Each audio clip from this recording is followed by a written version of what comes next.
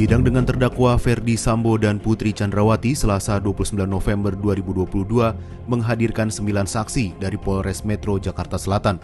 Hakim kembali meminta pemutaran rekaman CCTV di rumah Duren 3 guna menyelaraskan cerita awal kronologi pembunuhan Brigadir Nofriansyah Yosua Huta Barat alias Brigadir J.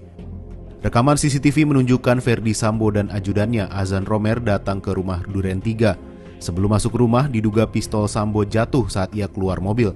Romer langsung berlari menuju mobil untuk membantu mengambil pistol.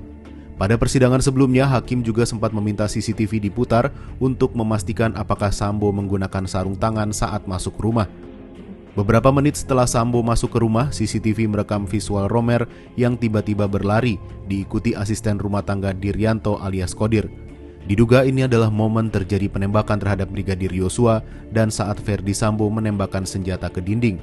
Dalam kondisi panik, Romer meminta kunci motor kepada Kodir untuk pergi menuju rumah Saguling. Sementara itu, bekas Kasat Reskrim Polres Jakarta Selatan AKBP Ridwan Soplanit dalam kesaksiannya kembali menguatkan kebohongan Ferdy Sambo di awal peristiwa pembunuhan Yosua. Ridwan menyebut bahwa Sambo sempat mengatakan telah terjadi tembak-menembak di Duren 3.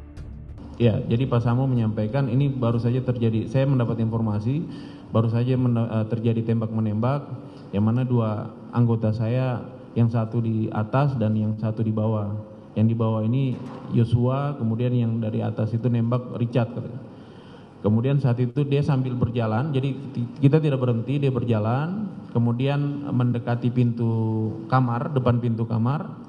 Kemudian Pak Sambo menyampaikan kejadian ini terjadi karena Yosua melecehkan istri saya saat itu.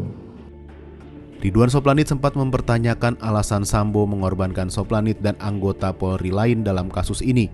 Sambo meminta maaf dan mengakui memberikan keterangan tidak benar terkait pembunuhan Yosua hingga melibatkan banyak juniornya dalam kasus ini. Dan saudara akhirnya terhambat untuk melanjutkan karir saudara. Betul, Yang Mulia. Akibat peristiwa ini. Betul, Yang Mulia. Mungkin sebelum saya beralih ke yang lain, mungkin saya diberi kesempatan buat senior saya Pak Sambo, Yang Mulia. Silakan. Untuk menyampaikan. Pertanyaan saya ke Pak Sambo, kenapa kami harus dikorbankan dengan masalah ini? Baik. Ada lagi? Cukup. Itu saja. Oke, nanti akan dijawab. Terkait dengan pernyataan kenapa saya harus mengorbankan para penyidik, saya ingin menyampaikan permohonan maaf yang mulia kepada adik-adik saya. Silakan. Karena saya sudah memberikan keterangan yang tidak benar di awal. Dan pada sidang kode etik di semua proses pemeriksaan saya sudah sampaikan adik-adik ini nggak salah, saya yang salah. Tapi mereka juga harus dihukum karena dianggap tahu peristiwa ini. Sementara itu, terkait kasus Ismail Bolong, Sambo usai persidangan menyebut telah memeriksa Ismail Bolong dan Kabareskrim Konjen Agus Andrianto dalam penyelidikan dugaan setoran tambang batubara ilegal di Kalimantan Timur. Sambo juga menyebut telah menyampaikan hasil penyelidikan secara resmi kepada pimpinan Polri terkait kasus ini. Secara resmi ya, sehingga artinya proses di Propam sudah selesai. Karena itu melibatkan perwira tinggi. Nah selanjutnya kalau misalnya akan ditindaklanjuti, silakan tanyakan ke pejabat berwenang, atau kalau enggak kasih instansi lain untuk melakukan penyelidikan, kan gitu. Ismail sama Kabareskrim sempat diperiksa Pak, sama Propam.